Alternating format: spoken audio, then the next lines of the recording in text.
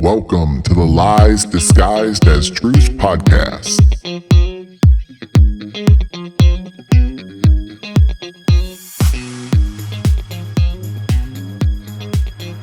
Let's start the show. All right, so we're diving deep today into the origins of Easter. You guys sent in a really interesting mix of stuff this time. Religious texts, we got some historical analyses, even a few encyclopedia entries. This is going to be fun. Yeah, it's interesting because everybody knows the Easter traditions, like the bunny and the eggs and all that. But a lot of people don't know the deeper history of where it all comes from. That's true. And one of the things that jumps out from these sources right away is the word Easter itself. I mean, it's like everywhere you look this time of year, right? But several of these sources, and the true origin of Easter in particular, points out that it's actually not in most translations of the Bible. Yeah, that's right. The word that you consistently see in the Bible is Pascha, which means Passover, that Easter mentioned in the King James Version of Acts 12.4. Yeah, most scholars agree that that was a mistranslation, and you can find that information pretty clearly spelled out in something like Vine's Complete Expository Dictionary. So we got a mystery already. If Easter isn't biblical, where'd the word come from? And get this, some of your sources point to a goddess named, wait for it, Ishtar. And guess what one of her alternative names is? Easter. It's incredible how these connections start appearing when you start looking into it. Yeah. Ishtar, also known as Astarte or Eostre, was a really prominent figure in ancient Babylonian and Assyrian and Phoenician cultures. She was closely associated with these fertility cults and celebrations of spring, even the cycle of death and resurrection. Sound familiar? It does. And then it gets even more interesting. Your sources, they connect a lot of these like really common Easter symbols to ancient pagan practices. We're talking like sunrise services, hot cross buns, the bunnies, the eggs, all that stuff. Well, let's take those sunrise services, for example.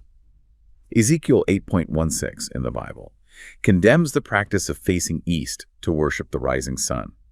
So when sources like The True Origin of Easter draw a connection between that and modern-day sunrise services that we see on Easter, what makes you think? Like, how much did those ancient practices actually influence some of our Christian traditions? It really does. It's not just the sunrise services either, those hot cross buns that we all enjoy, Jeremiah 7.18 actually mentions cakes to the Queen of Heaven.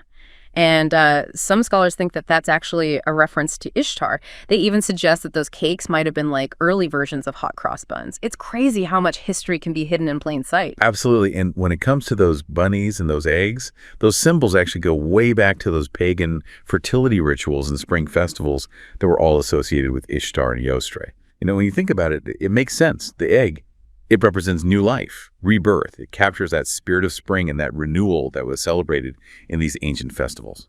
So what you're saying is a lot of what we associate with Easter today might actually have its roots in like pre-Christian traditions. That's kind of mind-blowing. It raises some questions, though, like how did this blending of pagan and Christian elements happen? Several of the sources that you sent in point to the early Christian church and the fact that many early Christians were originally Jewish. And they observed Passover, not Easter, to commemorate Christ's crucifixion. Exactly. And understanding that context is key here. Sources like the Encyclopedia Britannica discuss what's known as the Quartodeciman controversy. Now, this was a debate in the early church about when to celebrate Easter. Jewish Christians, they were called Quartodecimans, they wanted to stick with the Passover date, which was the 14th of Nisan on the Jewish calendar. But that wouldn't have worked for the Roman church, right? Because they wanted Easter on a Sunday no matter what. So did that create tension? Well, it definitely caused a clash. Sources like The Untold Story highlight how this difference in approach ultimately led to a major shift in the 4th century, largely influenced by Emperor Constantine. He wanted a unified Sunday observance, and he really pushed to separate Christian practices from those Jewish roots. So this essentially sidelined the Passover and established Easter Sunday as the main event. Wait, so you're saying Emperor Constantine basically outlawed Passover? That's a pretty bold move. Did he have religious reasons for doing that? Or was it more about politics? Well, The True Origin of Easter includes some quotes from Constantine himself, and they're pretty revealing. He explicitly states a desire to separate Christian practices from Jewish customs. And he even uses some pretty harsh language to describe the Jewish people. He calls them wretched men whose minds are necessarily blinded. The Council in Nicaea in 325 AD officially formalized this shift, so it really was a defining moment in the evolution of Easter. Wow.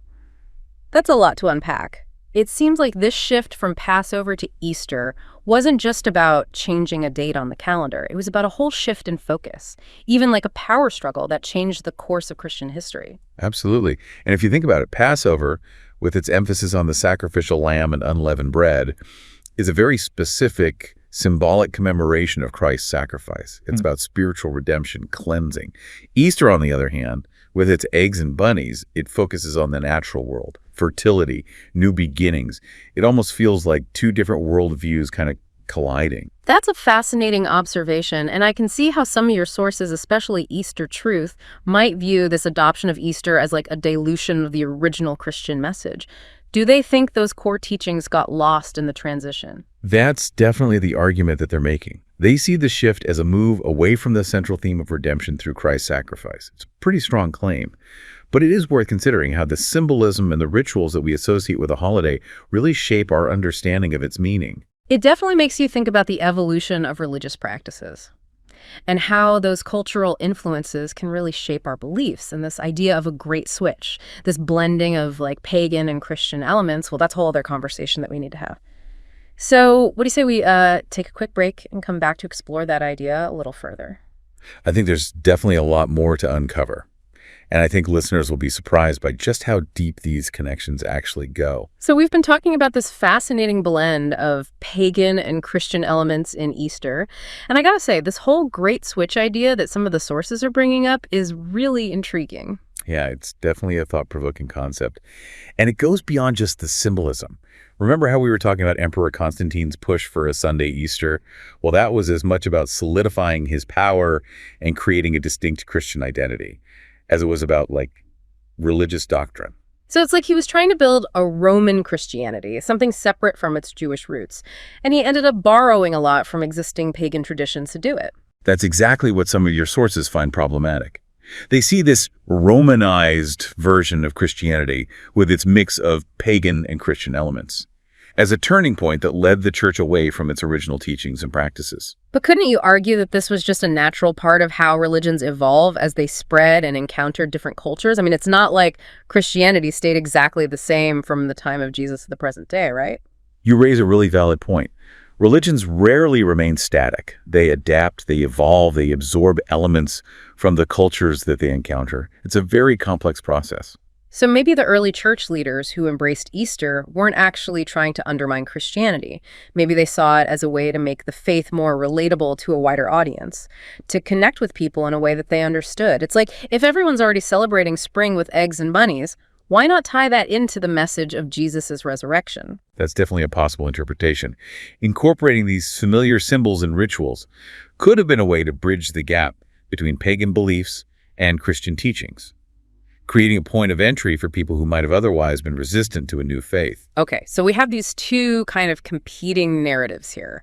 A deliberate great switch versus a natural evolution of religious practice. It's like a historical tug of war. So where does that leave us, the listeners, today? Well, that's where your own critical thinking comes in. You've got this wealth of information, different perspectives from all these sources that you sent in. It's about weighing those perspectives, considering the historical context, and coming to your own understanding of Easter's origins and significance. I think what I'm getting from all this is that history is rarely black and white.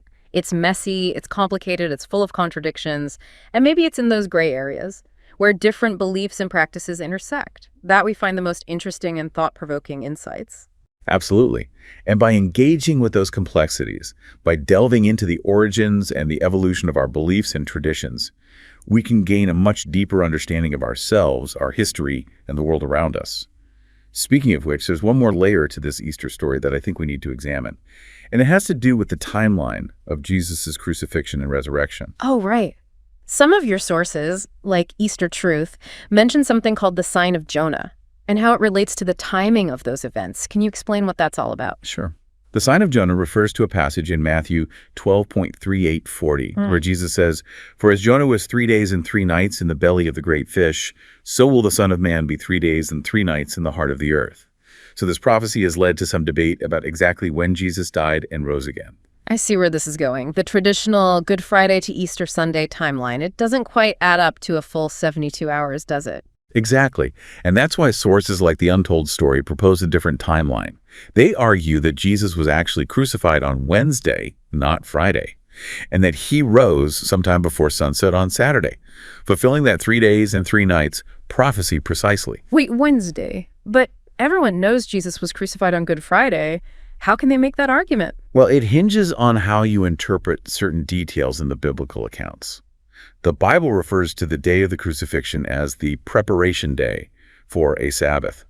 But some sources argue that this wasn't just any Sabbath, but a special high Sabbath, specifically the first day of the Feast of Unleavened Bread, which followed the Passover. So if Jesus was crucified on Wednesday, the day before Passover, then the next day, Thursday, would have been that high Sabbath, right? Precisely. That means Friday would have been a regular work day, followed by the regular weekly Sabbath on Saturday. This would allow for the full 3 days and 3 nights between Christ's burial and resurrection, aligning perfectly with that sign of Jonah prophecy. So the whole debate comes down to which Sabbath the Bible is referring to in that crucifixion account.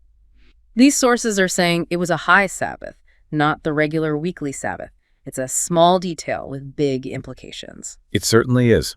For some of your sources, this alternative timeline isn't just about historical accuracy, it's about theological consistency. They see that traditional Good Friday to Easter Sunday timeline as incompatible with the biblical account, and potentially another example of how the church moved away from its original teachings. It's like a detective story, piecing together clues from the Bible and historical accounts to uncover a different version of events. It also makes me wonder, though, how do those who support the traditional timeline address the sign of Jonah prophecy? That's a great question. There are a variety of interpretations and explanations offered. Some argue that the phrase 3 days and 3 nights shouldn't be taken literally, while others point to different ways of calculating the time period. It's a complex issue with no easy answers. It seems like this debate highlights how much our understanding of events, even historical and religious events, is shaped by interpretation, and that there's always room for different perspectives and ongoing exploration. Exactly. And that's one of the things that makes this deep dive so fascinating. We're not just uncovering facts, we're also exploring how those facts are understood and interpreted, and how those interpretations have shaped the way that we view Easter today. This has been an incredibly eye-opening conversation. I feel like I'm seeing Easter in a whole new light, and we're not done yet. You mentioned earlier that there's a connection between Lent and ancient mourning rituals. I'm really curious to hear more about that. That's right. Several of your sources connect those 40 days of Lent to the pagan practice of weeping for Tammuz, which was a ritual mourning period for the god Tammuz. It's another example of how seemingly disparate traditions can intersect and intertwine. That sounds fascinating. Let's take a moment to gather our thoughts, and then we'll delve into that connection and see what other surprising insights we can uncover. Okay, so we've been exploring all these fascinating connections between Easter and ancient traditions, and you mentioned a link between Lent and some sort of pagan mourning ritual. This is where things get a little fuzzy for me, so fill me in. Well, several of your sources bring up this really intriguing parallel between those 40 days of Lent and the practice of weeping for Tammuz in ancient Mesopotamia.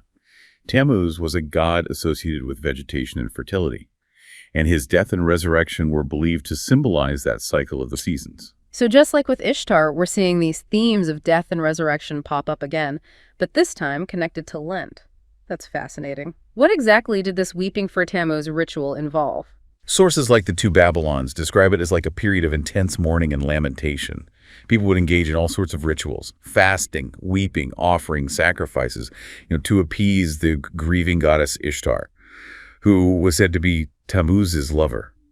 This mourning period lasted for 40 days, culminating in celebrations marking Tammuz's return and the renewal of nature. 40 days of mourning culminating in a celebration of rebirth.